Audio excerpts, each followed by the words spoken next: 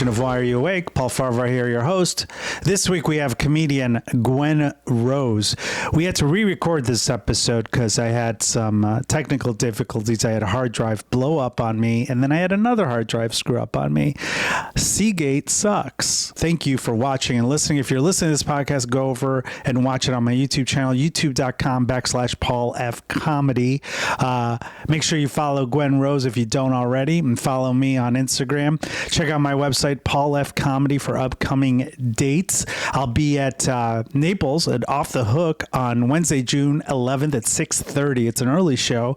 And then I'll be at Sad Man's Comedy Club in Boca Raton, June 13th and 14th, that Friday and Saturday. So if you got friends in Naples or Boca, please send them my way. I'll be in Las Vegas at Brad Garrett's at MGM later in June. And then I'll also be back at One Night Stands in July at in Waterford Township, Michigan, and Detroit, basically.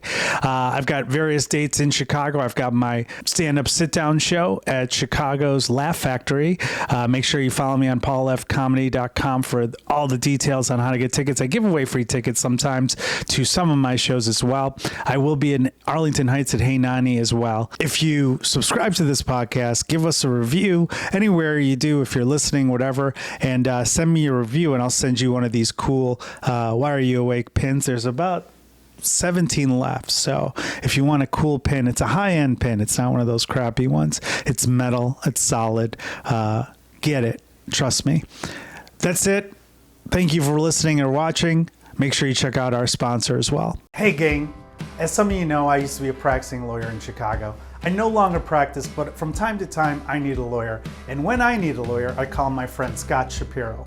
Scott Shapiro has been practicing law for over 25 years in Chicago. He does it all, from workers' compensation to personal injury, employment issues, and even entertainment law and contract needs.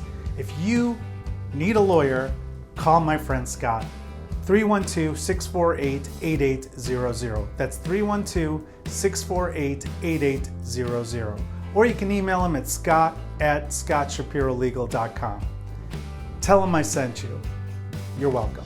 Why Are You Awake? Time, Paul Farahvar here, your host. This week we have comedian Gwen Rose. Hello. Well, you can look at all the cameras. Yeah. We did this podcast before. A lost episode. Yeah. It went on the hard drive and burned immediately.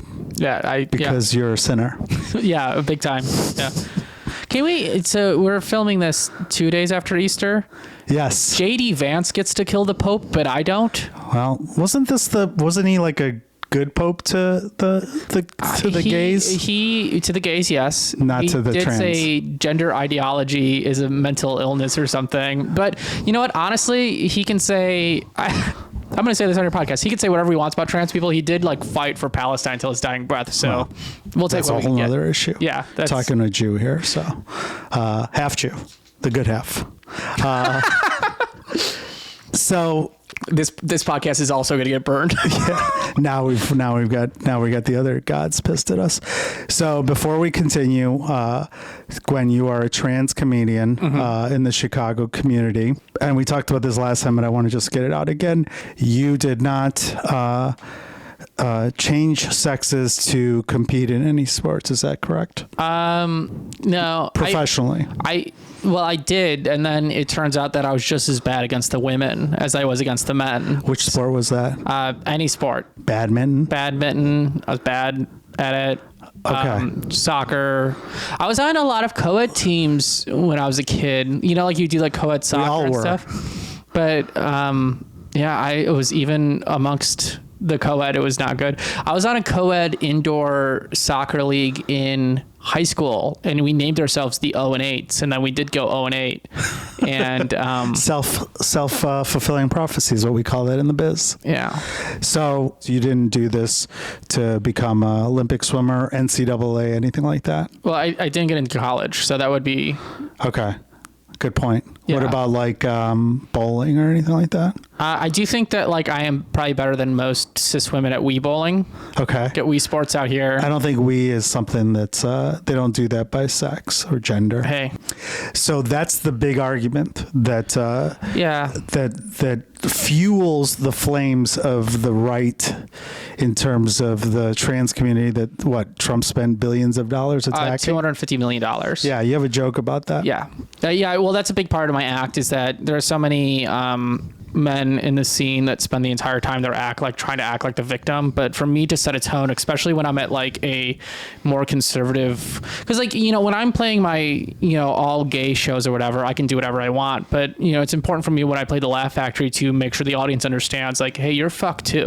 So like I start talking about Trumps and I say the nukes are going to drop to like let the audience know like, hey, like, it's not really that much worse. Like, oh, Trump's gonna bully trans people before the nukes come. Like, this is all over. We're all gonna be in it together. We're all dying the same way. Like he's using like me and my people as a distraction to distract you from the fact that it's all coming to an end. Yeah, but it's all coming to an end the same. Do you think it's gonna come to an end in Jerusalem? I think a biblical apocalypse is going to happen. I have friends on the right. They keep talking about they're protecting women with this whole thing. And there's women that are at these like press conferences that were horrible athletes. And they're like, thank you, President Trump, for doing this. They came in 8th place. The main one that I can't remember the name of. Well, the main one that I can't remember the name of finished against Leah Thompson, or like they both finished 5th place in a race. So they tied. Oh, that's You're not in the top 3, first of all. You tied, so it didn't really affect your status. You still don't get a medal. Yeah. Leah Thompson is the trans swimmer. Yeah. Okay. I'm not very familiar with that. Who finished 5th. She didn't like win. She finished 5th. Are you friends with her? Yeah, there's a group chat.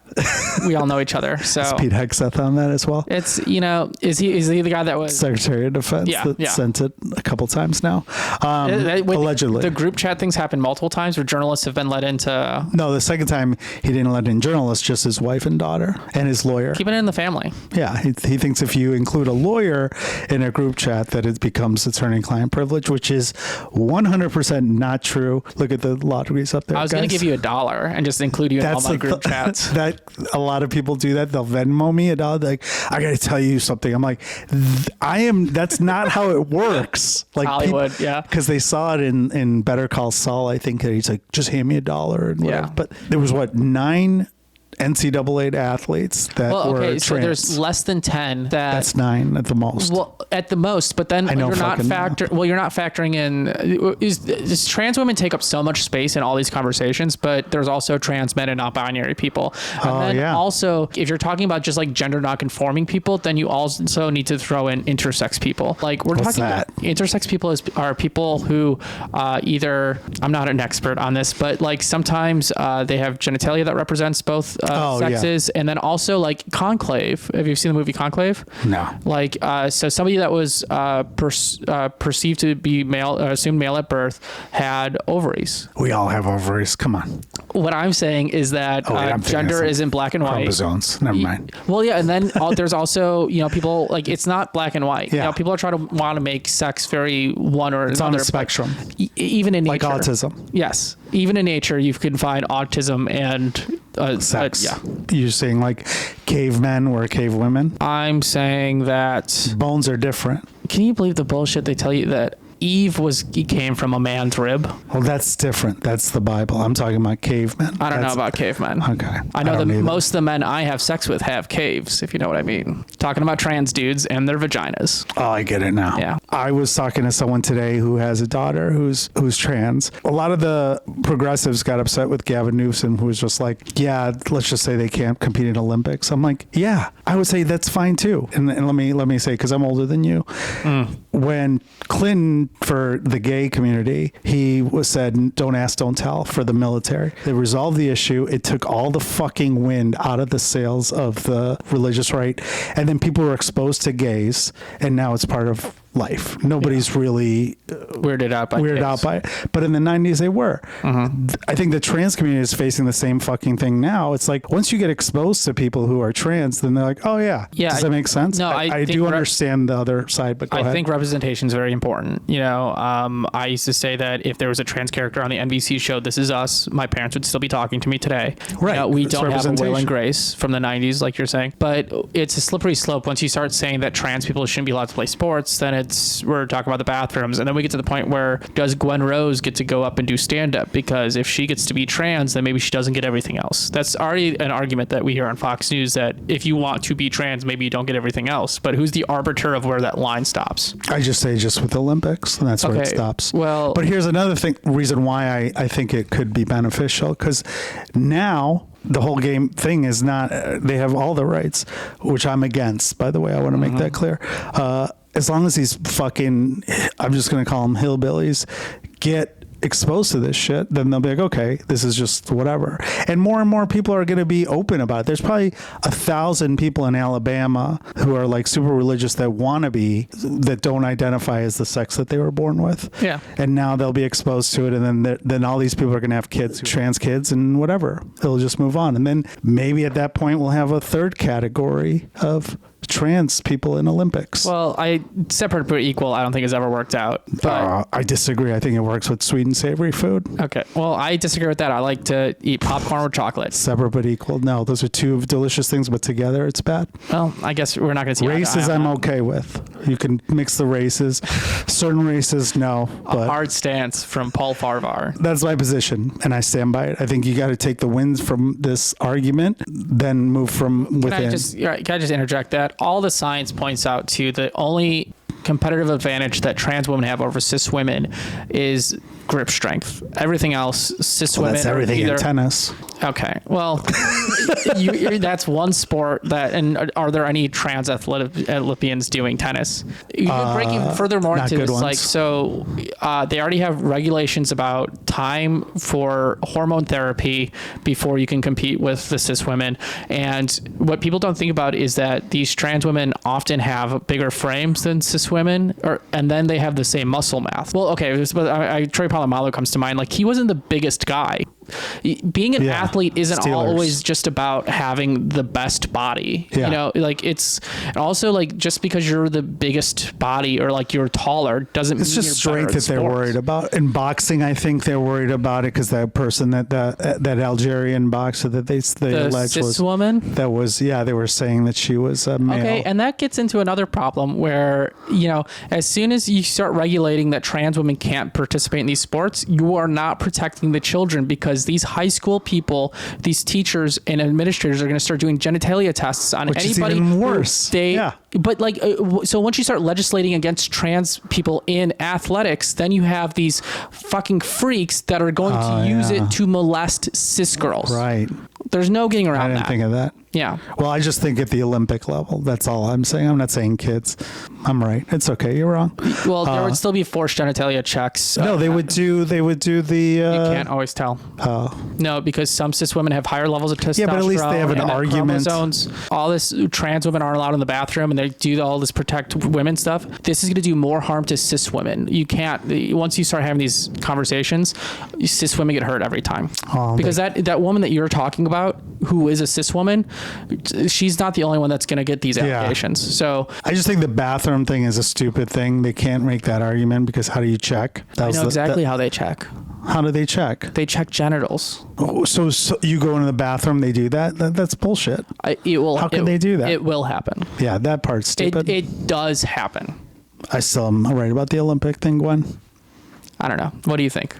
Nobody's going to answer. I turned the camera.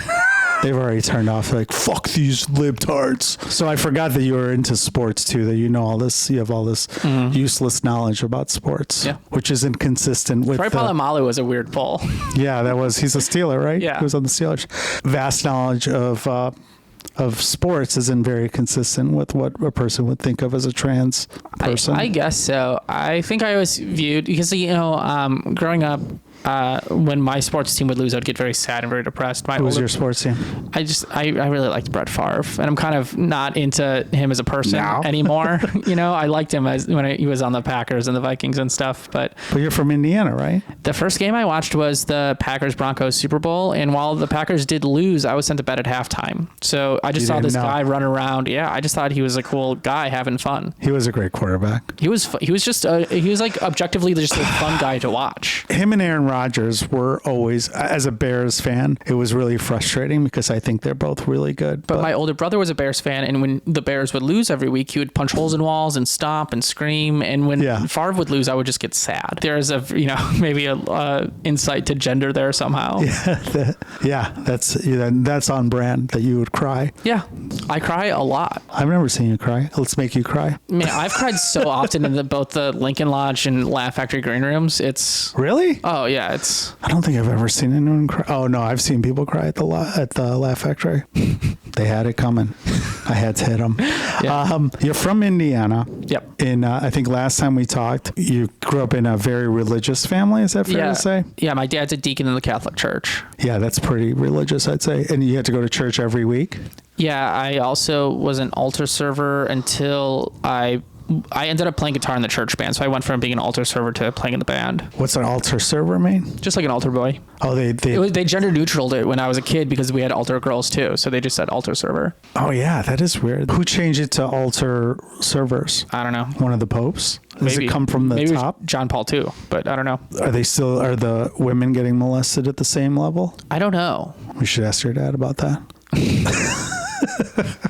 Did I make you cry? No, okay. I don't care. I'll say this. My mom converted to Catholicism to marry my dad. My mom, my dad's the deacon of the Catholic Church. My mom is the one that molested me when I was a kid. Oh, okay. So she took to Catholicism quick. She did the work. We didn't cover that at the last pod. No, I've been writing material about it, so I've been kind of that's dark as fuck. Yeah. Well, that's kind of what the angle I'm taking on it. It's like that's more of a one-woman show type thing. I would just say, like, when I was a kid, my mom molested me. And that feeling you're feeling right now is why it sucks now. Because like people love to complain about their mom.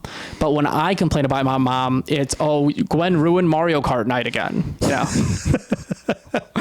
So that is funny angle to take, but you'll always win every. Yeah, but that's the thing is like story. I love story topping people. Like I love having a better story and like, oh, your mom like called you fat once. My mom molested me. Yeah, I'm sorry you had to deal with that. Thank you, but not that sorry.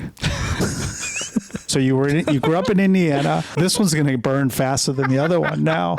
We fucking shit on the Catholics. We shit on, everything. You lived in Indiana, then you moved to Chicago to do comedy? Mm-hmm. Okay. When did you move here? It was 2021, 2020. So before that, when you were growing up in Indiana, what were you like as a kid? Yeah, I was long hair, skater. I like skateboarding. Loved Spider-Man. Pretty much, I spent most of my time like playing my Nintendo 64, playing Ocarina of Time. I would say like that and like on my Game Boy playing Pokemon. I was mostly just kind of into being in a different reality. Were you popular? Oh, no. Nerdy? Yeah, I guess you would say nerdy. Were you like a theater kid? One time I was a freshman and I didn't really have anybody to sit with at lunch. So I sat with some of my, because like it wasn't, I don't know, the lunches were set up weird. So sat with these kids that were all like older than me. I was the only freshman at the table at lunch. And then they were having like theater auditions. And then one day I sheepishly asked the group, I was like, would you guys think it was like gay if I tried out for theater? And then there's a long pause. And then what I would say is like the leader of the group goes, I think we'd all support you trying out for theater. So they knew you were different? Yeah, they were trying to say like it's like you'd be gay. What was it that made people think that? I don't know. I really have a weird relationship with myself from the past because, Claire Sunby knew me before I transitioned. And comedian Claire Sunby from Chicago. Yeah, she told me that I was like a really angry person. And like that like kind of. Well, yeah, that's consistent. Well, am I angry now? No. I'm saying if you're unhappy with who you are. It surprised me. Like I didn't know that I was projecting anger, that people thought of me as an angry person.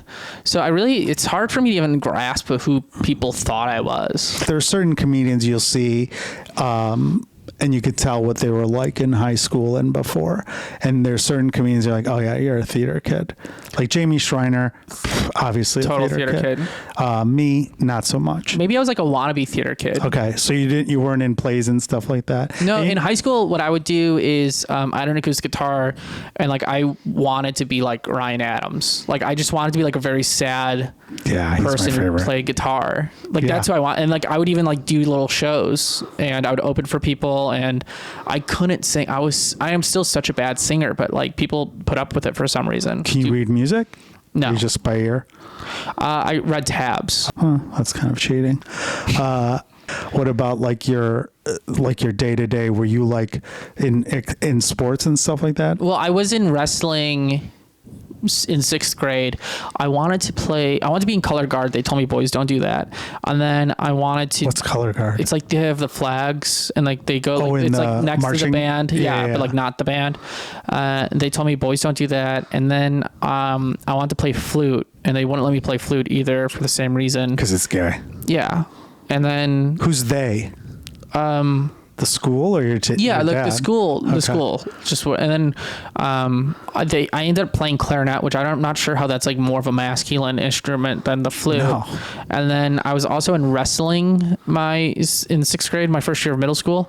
The problem is that I weighed nothing, and I was so small. Like I weighed maybe 70 pounds, and like the weight class was like 90 and lower, and it was me. This guy, Tyler Malick, who does comedy in Chicago now also, he's more of an alt person. Mm-hmm. And then it was these three girls. And the girls were wrestling? Yeah. In Indiana.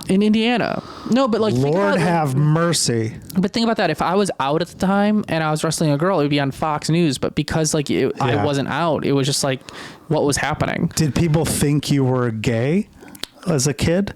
No, I don't think so. Okay. Because I wonder about that, like now with the younger generations, it's obviously way more accepted from what I understand from my friends who have kids. But like when we were kids, there were people that you knew, I know now, I'm like, oh, they're probably gay or trans because they were different. I was always kind of performing. I was always trying to be funny, and I think it was just anytime I was kind of different or whatever, it's like, oh, Gwen's just being funny. Like, yeah, I was called a faggot constantly, but I don't think it was like, I think everybody just called everybody that. Like, it wasn't so much. Not everybody. No. Are you sure that people didn't know this? Maybe they did. Maybe I just thought. You're like, oh, it's a term. Maybe it was endearment. Maybe it was like a coping mechanism of mine. Of like, oh, everybody's getting called that. If Troy Polamalu was in the school, you think they'd call him that? Behind his back, maybe. He was a soft-spoken guy. Because he had long hair. Yeah. Were you like a night owl? Were you staying up late when you were a kid? Oh, yeah. I remember we read a book in fifth grade where the protagonist ends up on Letterman and he gets like to read the top 10. And like that kind of really piqued my interest. So I started watching Letterman in fifth grade, and then also Saturday Night Live. And then the summer between fifth and sixth grade, I made it all the way toward like to the end of Letterman. Like, cause usually I'd fall asleep around the second guest or whatever. And then there was nothing at the time. There was no late show at that time. This is when Letterman was on CBS, you mean? CBS, yeah. Okay. So he's on CBS. There's no late show. So I flip over to NBC, and Conan. I had like a visceral reaction that like these were adults and this is what they were getting paid to do. And it was on NBC. Like it was completely mind-boggling that these guys were acting so stupid and clearly having the time of their life. And the whole time, like I was talking about, like I want to be like a really sad singer-songwriter. Like I just never thought that I could do comedy. So my plan was I was going to get on Conan by being the last act, by being the musical act. Yeah, it never occurred to me that like if I tried to do comedy, maybe I could write for him or whatever. It's funny. There's a lot of comedians that would try to stay up to watch either Letterman or Carson if they're older, or Conan to see the comedy act, right? But I was a musician, so I would just want to see the music act, and then I'd watch it when they wasn't one. I'd be like, oh, let me see what the stand-up is, and then I loved stand-up too, but it was secondary to music.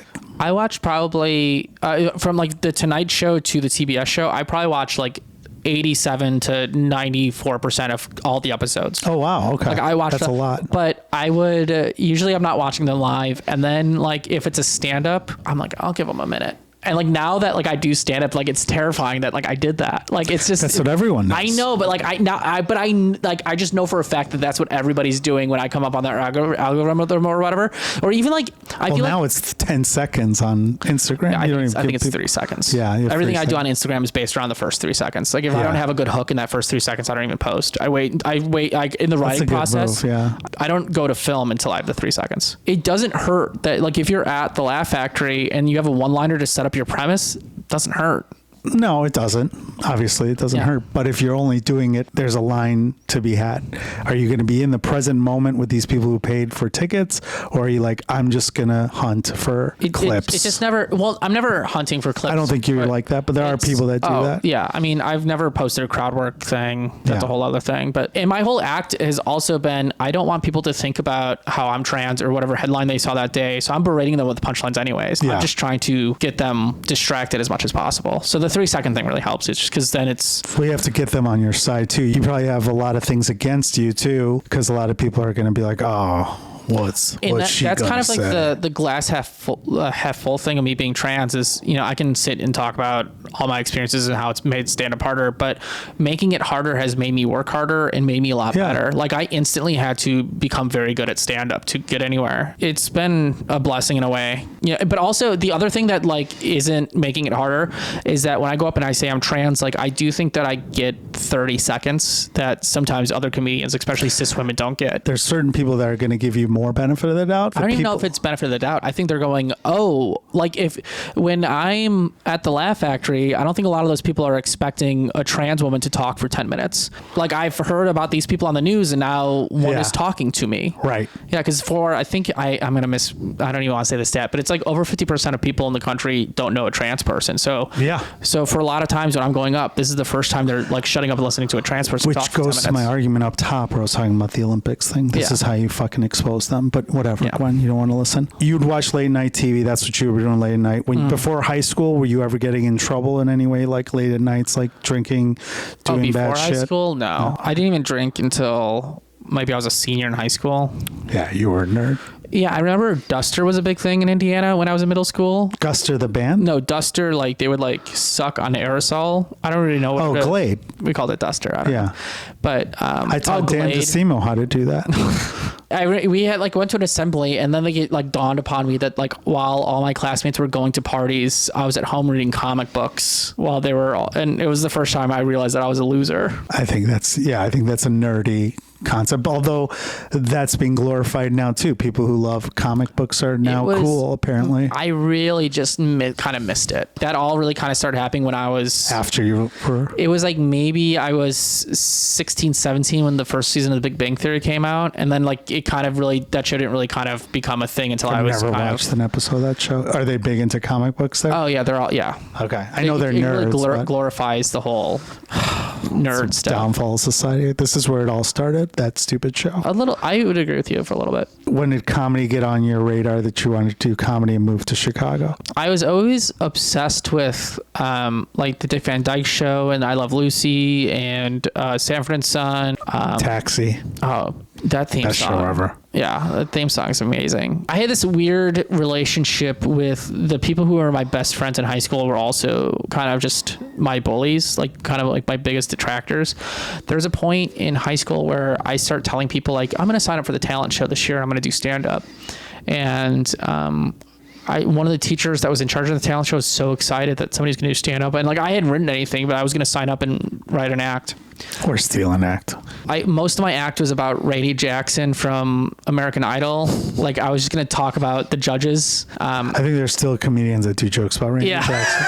They're on cruises somewhere right now. I was telling my friend my plan, and he was like, oh, no one's gonna laugh and you're gonna embarrass yourself. And then he was like, and then I'm gonna go up after you and I'm gonna do the same thing, but people like me, so they'll laugh and then you'll feel really dumb. Who's gonna do your jokes? Yeah, that's what he said. And so then I just didn't do it. There was this thing I also noticed with those two guys that I'm talking about where like if I was hanging out with them one-on-one, they'd be dying laughing at everything I said, but if they were together, group mentality, yeah. But if all three of us were hanging out, I couldn't get a laugh out of either one of them. Up, yeah, they didn't want to give you the pleasure. So I really like the NFL, but when I was in my 20s, I had a football podcast with my whole thing was like, I like this guy, Dave Damashek, and he was like the funny guy at NFL.com. So I thought, like, if I knew everything about the NFL and really worked my tail off and like watched every snap from every game and knew everything, maybe I was funny enough to be like Dave Damashek and be the funny guy at some NFL website. And I don't know, Dave Damashek worked with Adam Carolla a lot, and not that I like Adam Carolla, but he was a guest on Carolla's podcast, and I didn't have any friends, and I needed stuff to listen to. So and Adam Carolla kept saying, if you have a podcast, you should take improv.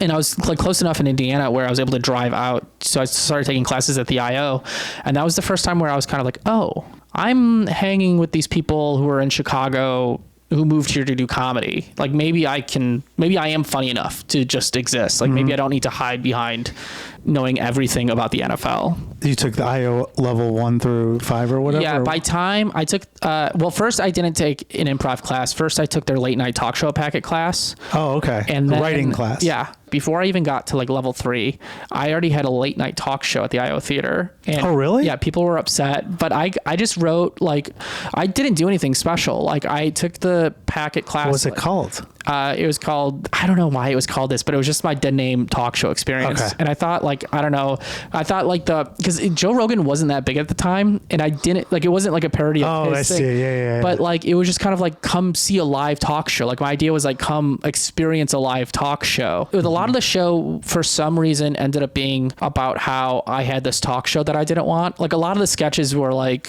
you have a talk, like, be a host. I don't know why that was the thing, because it was the only thing I've ever wanted. Were you writing it? Yeah. So, that's a lot. Yeah, I was writing an hour every week. And every week I was like, oh, Lauren Michaels is going to step in. So it has to be good. I ended up being friends with that Dave Damashek guy. I sent him a text when I got the green light for the show. I sent him a text, like, hey, this is what's happening. Do you have any advice? Because he wrote for Kimmel for a while. So I went to him because he wrote for Jimmy Kimmel for a while.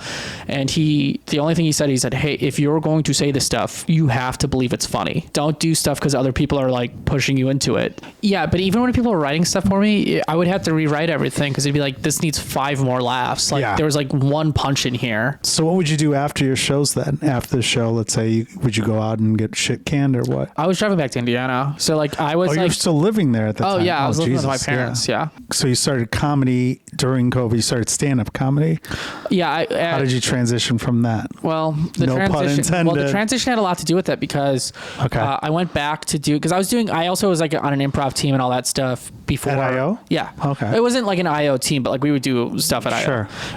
We all met on some online class that we all took to not pull our hair out. Online improv class? Yeah. Like you guys doing zip zap zap on Zoom? A little bit. Oh, God. I was approached by, like I said, Devil's Daughter's great. I think they're amazing. I think they're really funny. They were trying to stay afloat during COVID too. So they had these like online classes they were doing, and they were advertising that they were giving out these LGBT scholarships or like whatever. And I guess nobody applied. So they sent me an email being like, hey, do you want to take the class for free and we'll fulfill our LGBT scholarship? And I was like, sure. I don't have the money, but I also would love to not just sit in my room. I came out as trans during the pandemic, and I just hated the feeling of not knowing what the crowd was thinking while looking at me, like not knowing. Yeah. And It's 2021? Yeah. Okay. But like before transitioning, I was playing a talk show host that didn't really want to be a talk show host, or like, it just seemed after I tried to do stand up 3 times before transitioning, and it was not it. And then I was able to really control the room and control what everybody was thinking of me when I was doing stand up. So it kind of became a thing where like, if I'm going to perform, I kind of need to do it alone, and I need to own everything that's happening. What was your point of view before you transitioned then? Were you identifying as a gay male? No. Okay.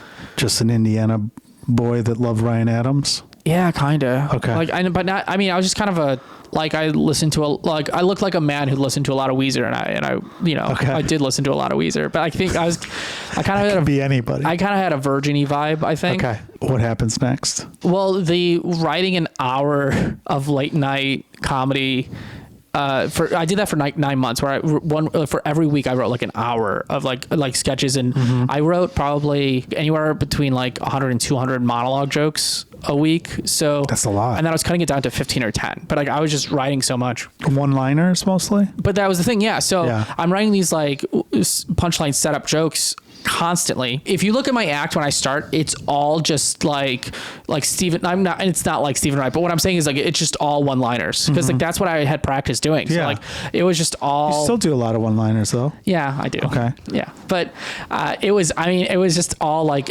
now I can string along a thought and like I can do like a run that's like I think the abortion thing I do. If I really do it, it's 5 minutes.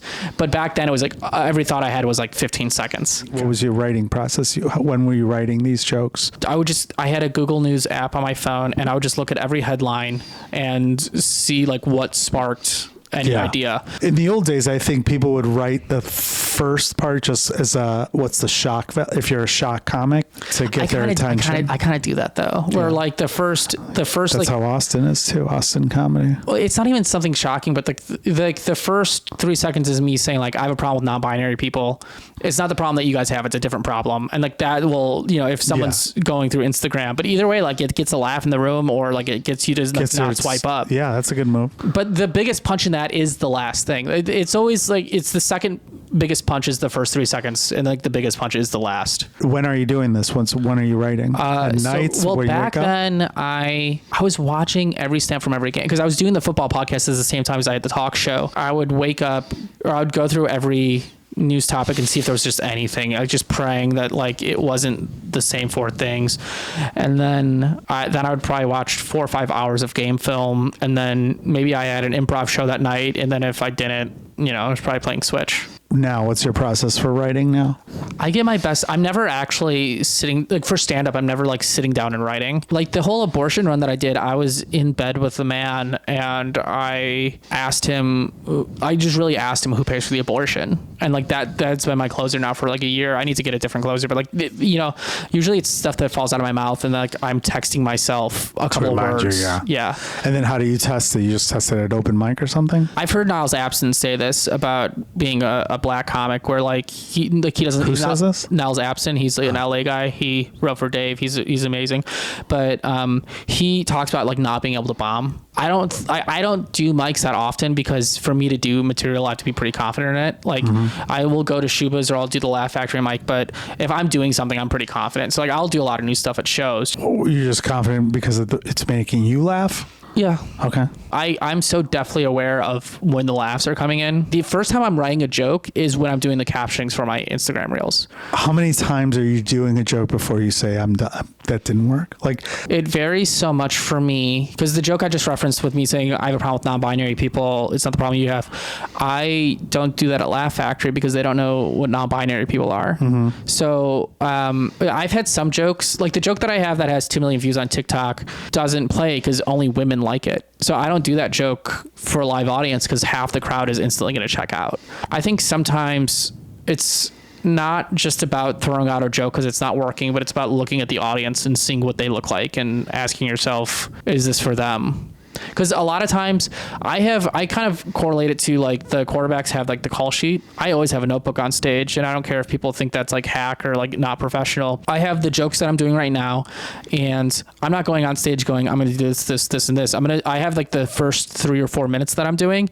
And then based on how the audience reacts to that. Choose your own adventure where you're going. Yeah. I see how much they want to play and other stuff. Before you go on stage though, are you looking around the room like, okay, I'm not going to do this, and this? I had this one joke that I was doing for a while. I stopped doing it just because Kanye has gotten more crazy and I don't even want to touch it. But like, I had this joke where I say that as like a trans person, I've been called the T slur. It's terrible. You should never call anybody the T slur.